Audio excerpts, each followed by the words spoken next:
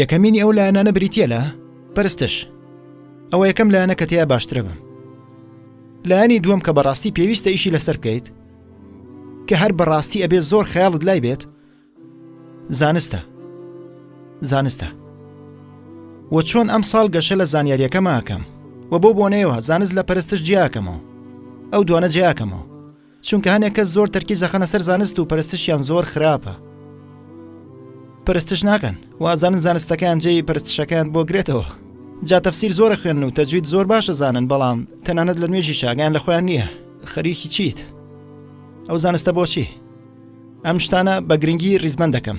یەکەم شت پەرستش بوو، دووەم شت زانستە. ومە بەستمەوە نییە کە ببی بە عالم و لە شەریعەیە بڕوانامەیەک بەدەست بێنیت. ئەوە کە ئەوێ دەوە بکات پیرۆزە. من لێرە قسە لەگەڵ هەموو کەسێک ئاکەم. هەموو کەسێک نابێت بە عالم یان مفتی یان هەرچیەک، بەڵام ئەبێ موسڵمانی تێگەشت و خوێنەوار بین. پێویستە کەمترین ئاستی تێگەشتنە هەبێت کە ڕێگە پێدراوە لە دینەکەتدا. و پێشنیاری من بۆ ئێوە ئەوەیە کە لە کۆتایی ساڵەکەیە ئەو ساڵی کەیەت هیچ نەبێت دووسێ شتت خوێندبێت. سیرەت خوێندبێت، ژیانی پێغەمبەری خوا صلی الله علیه وسلم یەک جار، و بێ هەموو ساڵێک جارێکەوە بکەیت. و لە ڕاستیە بێت چەند سەرچاوێکی جیاواز لەسەر سیرە بخوێنیتەوە هەموو ساڵێک بۆ چەند ساڵی داهاتوو و بەڕاستی بیخوێنیت و دیراسی بکەیت. جا پرسیارم لێ مەکە کام کتێبە بخوێنیتەوە لەسەر سیرە، هەمووی بخوێنەرەوە، بەڵام هەر جاری دانەیەک یەکێکیان بێنە و لە ساڵەکە بیخوێنەرەوە و جارێکی تر بچۆرەوە سەر سیرە، ساڵێکی تر جارێکی تر، دیسان ساڵێکی تر جارێکی تر. ئەزان بۆ چونکە ژیانی ئەو پیاوە پێغەمبەر صلی الله علیه وسلم ئامانجی ئێمەیە، هاندەر و ئیلهامی ئێمەیە. جا بۆیە بێ بەردەوام بچیتەوە سەری. ئەوە بەشێکە لە منهەجمان و تێگەشتنت پێ بەخشێت و دەرگای لێوردبوونەوە و ڕنگدانەوەت بۆ کاتەوە و دەرگای تێڕامانە بۆت. خوێندنی سیرە خۆی لە خۆیە ئەوە ئاکات. سەرچاوی زۆر جوان لەسەرەوە لە بەردەستایە و پێم وانییە کێشەتان بۆ دروست بێت لە دۆزینەوەیە ئینشاءالله تعالی. لە هەمان کاتە ئەبێ پێشکەوتنێکی بەرچاو لە هەمان ساڵە هەبێت. پێشکەوتنێکی بەرچاود هەبێت لە قورئانەکەتە. هێشتا لە لایەنی زانستە. لایەنی یەکەم پەرستش بوو، لایەنی دووەم زانستەوە. لەم زانستەیە بێ پێشکەوتنێکی بەرچاو بکەیت لە قورئانەکەتە.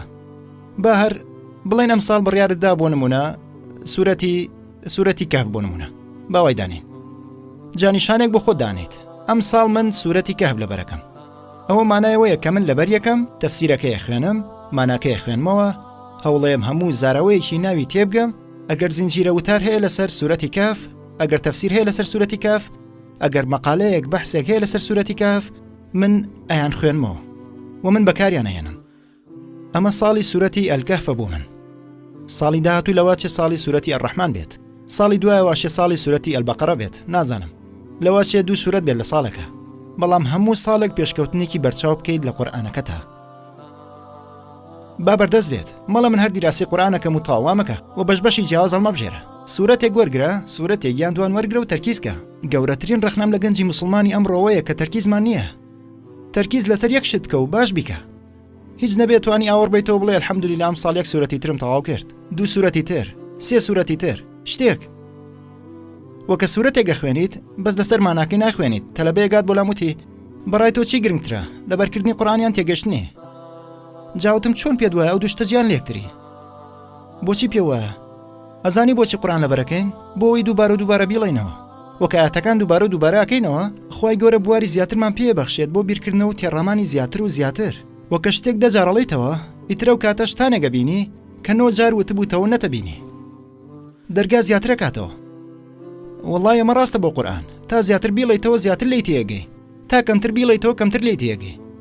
وەکو هیچ کتێبێکی تر نییە و لەبەرکردنی پارچەیەکی بنەڕەتیە بۆ تێگەشتنی. ئەوە بنەڕەتیە بۆ تێگەشتنی. جا و سوورەتی کەی خوێنیت و لێ تێگەی باشتر وایە و سوورەتە بێت کە لەبەر یەکەیت. ئەو دوشتا یەکاو یەگەڕۆن. جا باسی سیرەم کرد و باسی قورئانم کرد. ئێستا یەک هەڵبژاردەی ئاسان زیاد دەکەم. ئەمە منهەجی ئیسلامیتە بە درێژایی ساڵەکە بۆ خۆت، باشە؟ یەک هەڵبژاردە زیاکەم بۆ منهەجە. و زیادەکە ئەوەیە کە بەلایانی کەمەوە 3 یان 4 نزا. 4 لە نزاکان ئەیان خوێنیت لەبەریانەکەیت هەروەها بن بە بەشێک لە ڕۆژەکەت. ئەمە لە ڕاستیە تێکەڵکردنی زانست و پەرستشە. ئەزانن لەبەرکردنی چەند نزایەک لە پێغەمبەری خوا صلی الله علیه وسلم کە ئەتوانی بیانکەیت بە بەشێک لە ڕۆژەکەت. ئێستا تۆ زانست و کردار تێکەڵەکەی، ئەو دوانە تێکەڵەکەیت، باشە؟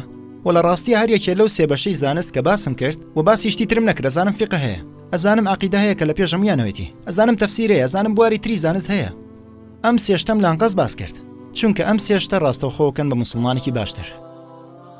ڕاستەوخۆ کاریگەری کرداریانە بێت لەسەرت، نوێژەکەت بەرەو باشبوونە ڕوات، چونکە قورئانەگە خوێنی کە لی تێگەشتویت. ئەزانن خۆشەویستیت بۆ پێغەمبەری خوا صلی الله علیه وسلم زیاکات، چونکە هەموو ساڵێک دەربارەی ژیانی فێرە بیت. جا هەر جارێ سەڵاواتی بۆ نێری قوڵترە، ئەو سەڵاواتانە قوڵترەستی پێکرێت. زانستت دەربارەی نزا لە خوای گەورە نزیک تەکاتەوە، چونکە ئێستا ئەزانی داوای چی لێەکەیت، ئەزانیت لە ڕاستیە داوای چی لێەکەیت. ئێستا ئەمە زانست بوو.